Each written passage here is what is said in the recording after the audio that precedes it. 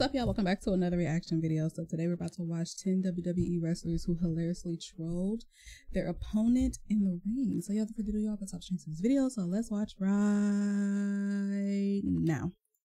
WWE wrestlers take great pride in trolling their opponents. This trolling is always a great mental tactic, which in theory should give them a psychological edge in the match.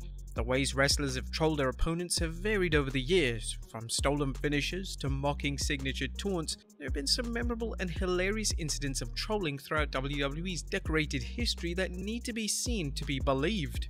But which times were they? Well, join us now as WrestleMania looks at 10 times a WWE wrestler outright trolled their opponent in the ring. You just fly across the ring.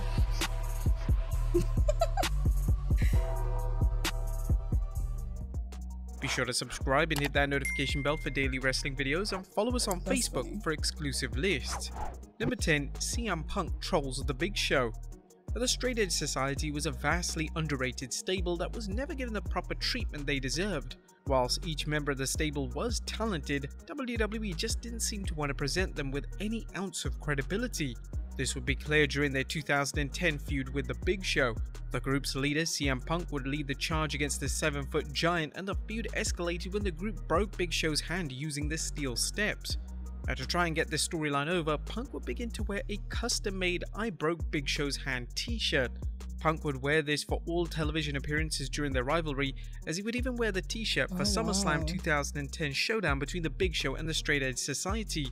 This was one of the only highlights of a disappointing rivalry, which ended up completely burying the once promising faction. Number 9. Seth Rollins wears Dusty Rhodes' attire. One of the most acclaimed feuds of 2022 has been the feud between Seth Rollins and Cody Rhodes. Rollins would be Rhodes' first feud following Rhodes' WrestleMania 38 return, and both men delivered some exceptional matchups. The final match of their feud took place inside a Hell in a Cell, and this was an epic matchup, mainly due to Rhodes going into the match with an incredibly serious pectoral muscle tear. Rollins would try to get into Rhodes' head before the bell even rang, as Rollins would wear Dusty Rhodes' iconic polka dot attire for the match. This was a brilliant touch from Rollins and certainly made the match even more memorable. Some fans questioned if it was appropriate for Rollins to be wearing an attire to mock a deceased talent, but Rhodes without a doubt would have spoken up if it was an issue. Number 8. Theory taunts Cody Rhodes. Speaking in The American Nightmare, Cody Rhodes, during his last WWE run, he portrayed a notorious character known as Stardust. This character was not well received by fans, and it was actually one of the reasons why Rhodes left back in 2016. When he returned to WWE in 2022, it was only natural that wrestlers would mock and troll Rhodes for his past gimmick. This was on full display during Rhodes' match with Theory on the May 9th, 2022 edition of Raw. During the match, Theory would perform Stardust's signature. It was hilarious and received a great reaction from the crowd, which showed that fans clearly remembered Rhodes' days as the Prince of Dark Matter. Number 7. Tyler Breeze dresses as Nikki Bella. Leading up to John Cena and Nikki Bella's match with The Miz and Maurice at WrestleMania 33, Cena and Nikki took part in a mini TV feud with Tyler Breeze and Fandango. The work of both Breeze and Fandango received a ton of praise from fans, as they were incredibly entertaining as a comedic duo.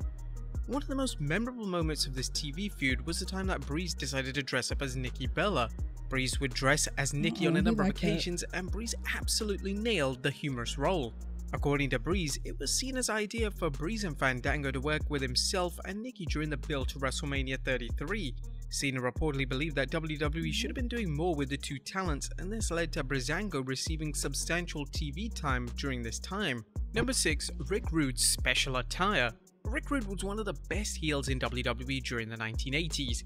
Rude was a master at getting into his opponent's head to gain an advantage, leading into huge matchups. One of Rude's most notable heel tactics saw him use his attire to mock his opponents. Take for instance, during his legendary feud with Jake the Snake Roberts. During the feud, Rude would reveal a special version of his tights which had Roberts' wife airbrushed onto them. It was an ingenious way to elevate the feud and just showed how low Rude was willing to go.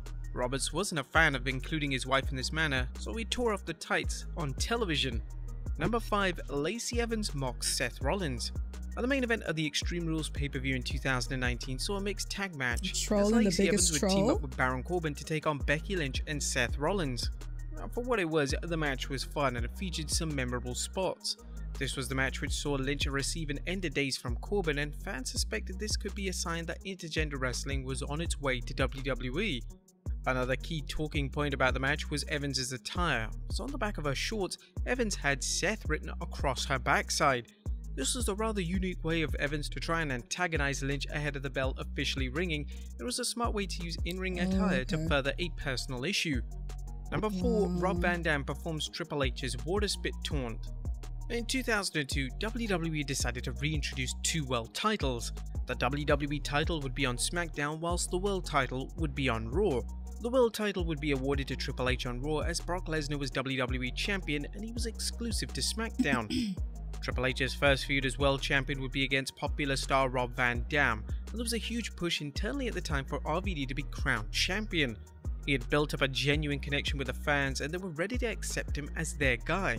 Unfortunately, Vince McMahon wasn't quite ready to make RVD world champion, and he was subsequently defeated in his world title opportunity at the Unforgiven pay-per-view. Now, the match itself was passable, but it did feature RVD trolling Triple H in a downright hilarious manner. RVD would perform Triple H's trademark water spit taunt to get in the head of the world champion. This marked the first time that anybody had copied Triple H's taunt, and it was a highlight of the match that is mostly known for the formation of Triple H and Ric Flair's partnership. Number 3, AJ Lee turns into Nikki Bella. AJ Lee was a massive overachiever in WWE and seemingly managed to deliver with every gimmick and character she was given. Lee would do everything in her power to make her storylines work, and this included going outside the box with her presentation. Take for instance during a 2014 feud with the Bella Twins. AJ was set to face Brie Bella on SmackDown and she decided to dress as Nikki Bella for the match. AJ delivered Nikki's mannerisms perfectly, and she would even use Nikki's theme song to further irritate her arch nemesis. Number 2, CM Punk dresses as Jeff Hardy. The rivalry between CM Punk and Jeff Hardy was one of the highlights of WWE television in 2009. The feud was extremely personal, and the feud successfully propelled both men to new heights. The payoff to the rivalry took place in the summer of 2009 as the two would collide in a steel cage match on SmackDown. The match had the added stipulation that if Hardy lost, he would be forced to leave WWE. Hardy would ultimately lose the match, officially departing WWE in the process, but on the following week's SmackDown, Hardy's iconic theme song would play to the shock of fans. However, this wasn't Jeff Hardy, it was Punk dressed as the charismatic Enigma. Punk would then mock all of Hardy's signature taunts and gestures. I wonder how it was a fans perfect way for Punk to gain even more heat and show fans that Punk was the top heel on SmackDown.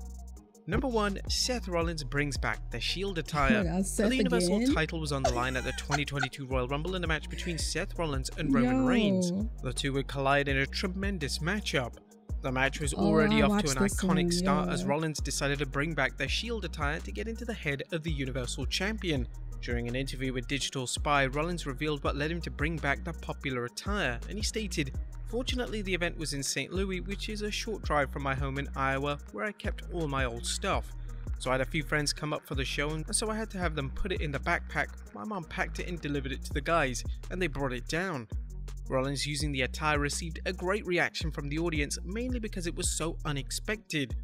Following him using the attire, as well as the aforementioned Dusty Rhodes attire against Cody Rhodes, there's now an expectation that the former WWE Champion is going to troll his opponent whenever he's given the opportunity. But there you have it folks, 10 WWE wrestlers who troll their opponent in the ring. Be sure to leave your comments.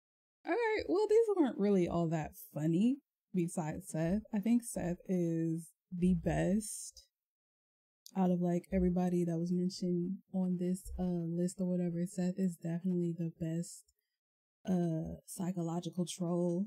Like he does it so good, you know what I mean? Like he's so good at like getting or trying to get into like his opponent's head or whatever. It's not like corny or cheesy when he does it. It just makes it, I don't know, he does it really, really good. His trolling is like on the level of